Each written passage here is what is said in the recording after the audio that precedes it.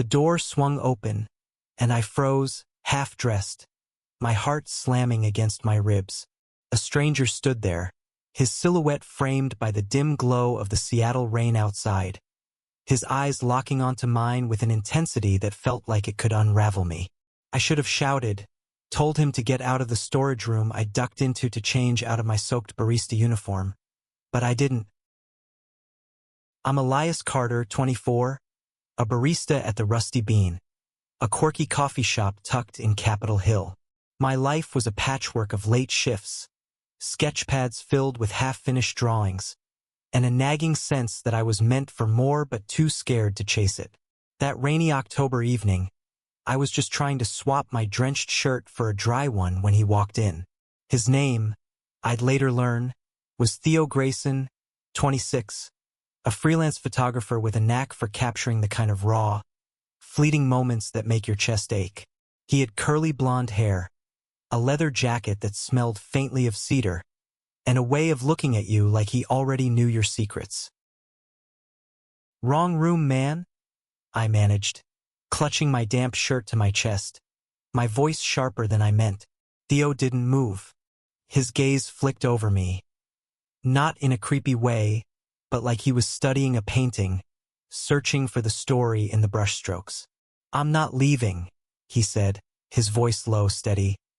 "Not until you tell me why you look like you're running from something." I laughed, a nervous bark, and waved him off. "Just changing, dude. You always barge into storage rooms." But my pulse was racing, and not just from embarrassment. There was something about him, something that made the air feel heavier, like the moment before a storm breaks. He leaned against the doorframe, arms crossed, and I noticed the camera slung around his neck, its lens cap dangling like an afterthought. "I'm Theo," he said, as if that explained everything. "And you're not just a barista." That hit me harder than it should have. I'd spent years hiding behind that apron, pouring lattes while my sketchbook gathered dust. My dream of being an artist felt like a childish fantasy, one I'd buried under tips and coffee stains. How could this stranger see through me in 10 seconds flat? I pulled on my dry shirt, muttering, "You don't know me." But Theo just smiled, a crooked, knowing thing that made my stomach flip. "Maybe not yet," he said, "but I'm good at figuring people out." The rest of my shift was a blur. Theo didn't leave the shop. He sat at a corner table, sipping black coffee, his camera resting beside him. Every time I glanced over, he was watching me, not staring, but seeing. It was unnerving. Customers came and went, the rain kept falling, and I kept stealing looks at him, wondering why he'd stayed.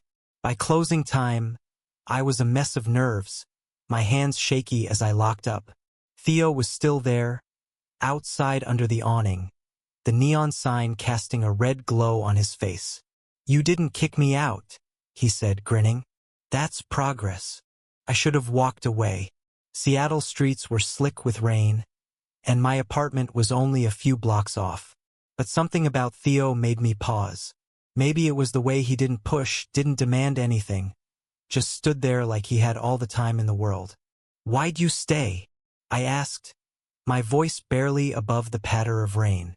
He shrugged, his eyes softening. "Because you didn't tell me to leave."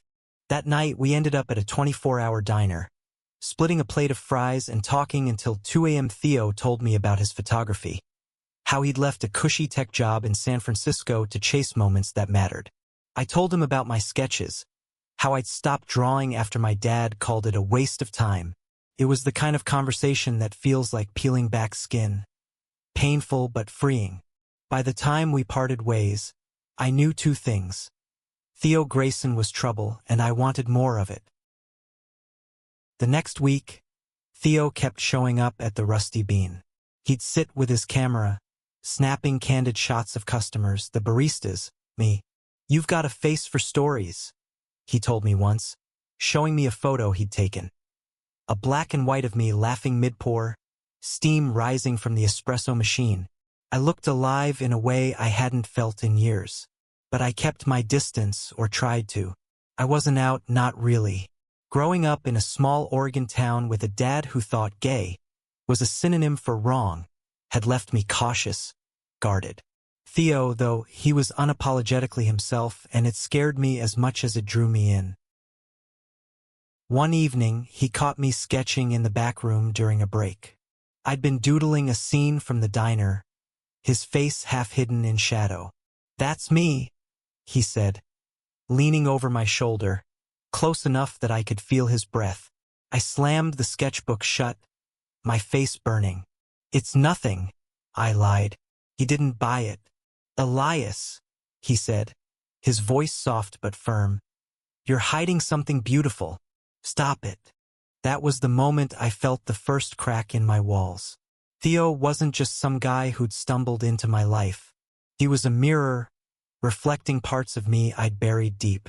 And I wasn't sure if I wanted to run from him or beg him to stay. The days blurred into a rhythm of coffee steam and Theo's presence. He became a fixture at the Rusty Bean, always with his camera, always with that half-smile that made my chest tight. I told myself I was just being friendly, that letting him hang around didn't mean anything. But every time he showed up, my heart did this stupid little flip, like it knew something I wasn't ready to admit. I started noticing things about him. The way his fingers lingered on his camera, gentle but deliberate, like he was coaxing a secret from it. The way he listened when I talked, really listened, not just waiting for his turn to speak. One night, after closing, he convinced me to walk with him to Pike Place Market, empty except for the streetlights and the ghosts of the day's crowds. "Tell me something real," he said, his voice cutting through the quiet. I hesitated, then told him about my mom, how she'd left when I was 10, leaving behind a box of art supplies I still couldn't bring myself to open. He didn't say anything, just nodded, and somehow that was enough. Theo was different. He didn't push me to be someone I wasn't, but he had this way of pulling truths out of me, like threads from a sweater. I told him about the time I'd kissed a boy at summer camp, how I'd spent the next year terrified someone would find out. He told me about his first love, a painter named Marcus who'd broken his heart in college. "Love's messy," he said, kicking a pebble across the cobblestones. "But it's worth it." I wasn't so sure. My life was safe, predictable, work, sketch, sleep, repeat. Letting Theo in felt like stepping onto a tightrope without a net. But he kept showing up, and I kept letting him. One afternoon, he dragged me to a gallery opening in Pioneer Square, a small space crammed with pretentious types sipping cheap wine. I felt out of place in my faded jeans, but Theo fit right in, charming everyone with his easy laugh. He introduced me as Elias, the artist, and I nearly choked on my drink. "I'm not an artist," I muttered later. As we stood outside under a flickering street lamp, he raised an eyebrow. "Then what's that sketchbook you're always clutching?" He had a point. I'd started drawing again, late at night when the world was quiet. Faces, mostly Theo's face. The curve of his jaw, the way his eyes crinkled when he smiled. I didn't show him those sketches, but I think he knew. He had this way of seeing through my defenses, and it terrified me. Then came the night that changed everything. It was a slow shift, the kind where you wipe the same counter 10 times just to feel useful. Theo was there as usual, but he seemed off, quieter, his fingers tapping restlessly on his coffee cup. "What's wrong?" I asked, leaning across the counter. He looked at me, his eyes searching, and said, "I got an offer, a big one, shooting a documentary in New York. I'd be gone 6 months. My stomach dropped. I wanted to say something cool, casual, but all I managed was, "Oh." He watched me, waiting for more, but I busied myself with the espresso machine, my hands shaking. 6 months. I'd only known him a few weeks, but the thought of him leaving felt like losing something I hadn't even realized I'd found. That night, we ended up at my apartment, a cramped studio with art supplies scattered across the floor. I don't know why I invited him in. Maybe I was scared he'd disappear if I didn't. We sat on my couch, a bottle of cheap wine between us, and he told me about the documentary, how it was his dream project. "But I don't want to leave you," he said, so quietly I almost missed it. My heart stopped. I looked at him, really looked, and saw the same fear I felt reflected in his eyes. "Stay," I said, the word slipping out before I could stop it. He blinked, surprised, then smiled. A real smile, not his usual cocky grin. "You mean that?" he asked. I nodded, my throat tight, and then he kissed me, soft and slow, like he was afraid I'd break. It was my first real kiss in years, and it felt like waking up. That kiss changed everything, and nothing. Theo didn't leave for New York. Not yet, but the offer hung over us like a storm cloud.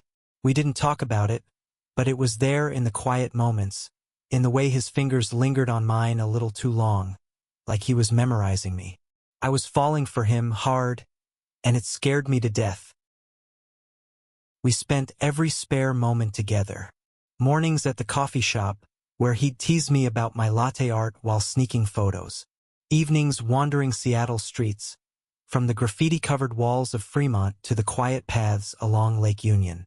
He showed me his portfolio one night, photos of people caught in raw, unguarded moments, a street vendor laughing, a couple dancing in the rain. "This is what I love," he said. "Real life. No filters." I wanted to tell him he was my real life now, but the words stuck in my throat. I was still figuring out how to be myself, let alone how to be with him. My dad's voice echoed in my head, calling me weak, wrong. I hadn't come out to anyone at work, not even my friend Lila, the manager who'd hired me. But Theo was so open, so unafraid. He'd hold my hand in public, not caring who saw, and I'd pull away, my heart pounding. "You're ashamed of me," he said once, half joking, but I could hear the hurt. "I'm not."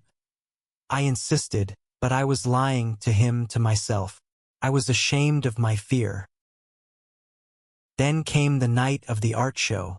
Theo had been pushing me to submit my sketches to a local gallery's open call, and I'd finally caved, sending in a few drawings of Seattle streets. To my shock, they got accepted. The opening was at a small venue in Belltown, and I was a wreck, pacing my apartment in a borrowed button-up that felt too tight. Theo showed up with a bouquet of daisies, grinning like he'd won the lottery. "You're gonna kill it," he said, and for once I believed him. The gallery was packed, the air thick with perfume and pretension. My sketches hung on a small wall, dwarfed by bolder pieces, but Theo acted like they were masterpieces. He dragged strangers over to see them, bragging about his artist. I wanted to crawl under a table, but I couldn't stop smiling. Then I saw my dad. He stood across the room, his face a mask of disapproval. I hadn't seen him in 2 years, not since I'd moved to Seattle to escape his judgment.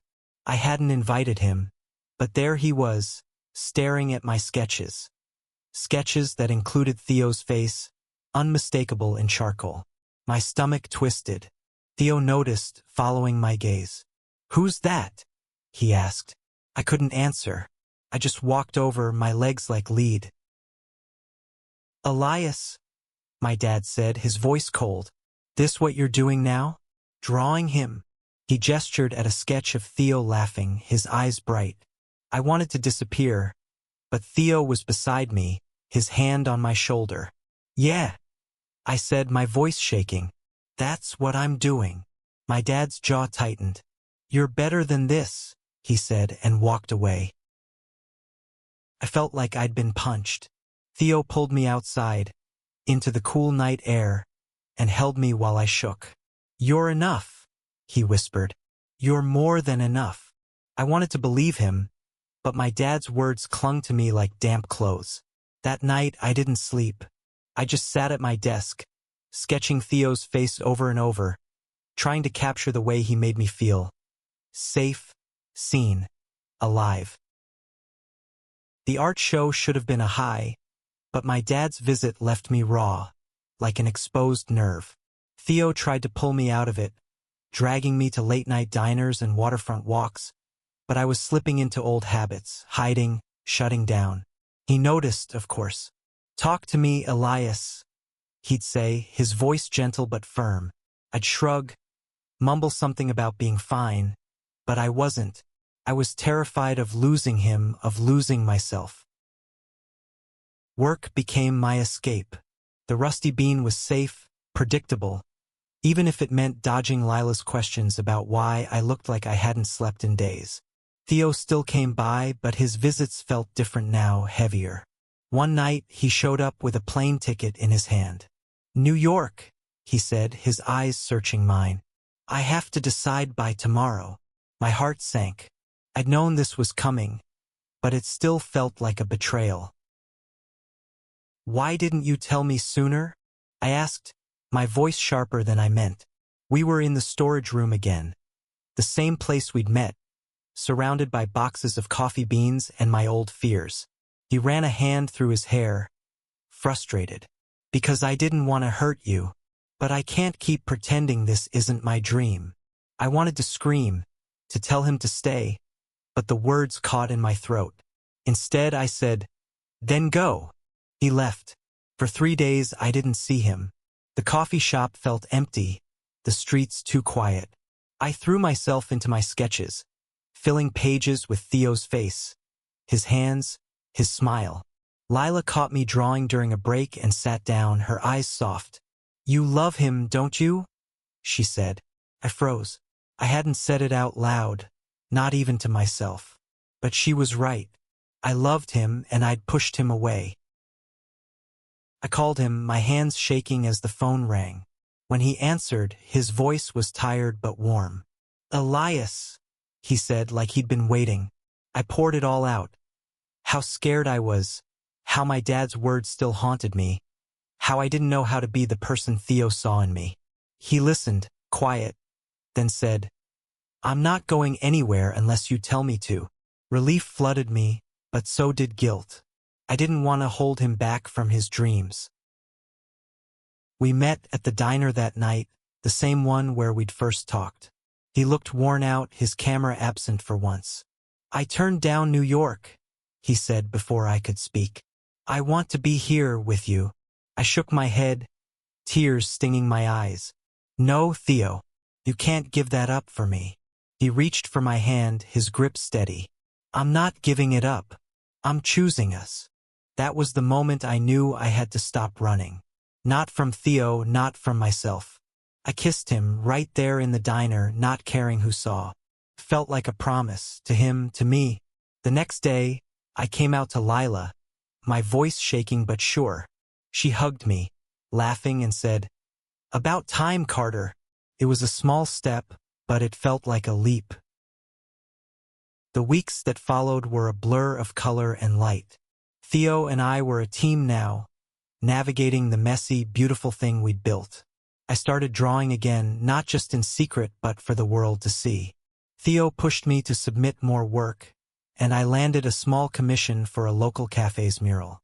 It wasn't fame, but it was a start. But life wasn't a fairy tale.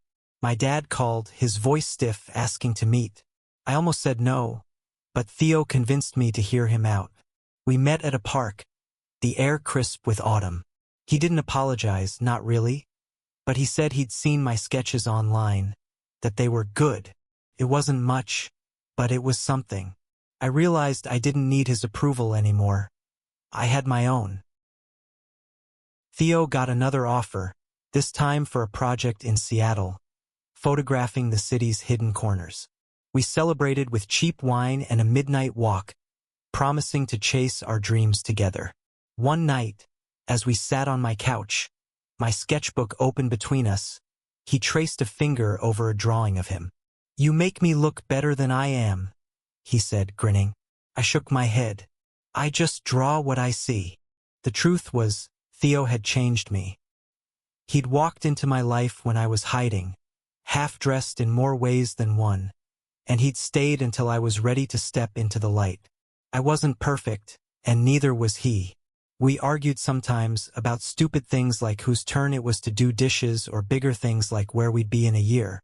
But we always came back to each other.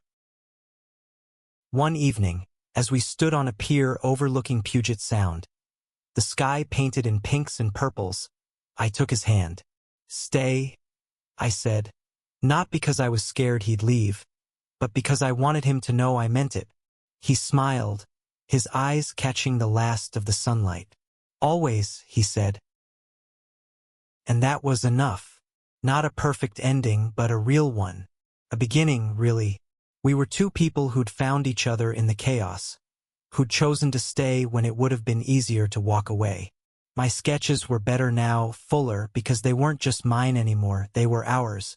And as the waves lapped against the pier, I knew I'd keep drawing, keep loving, keep saying stay, for as long as he'd let me.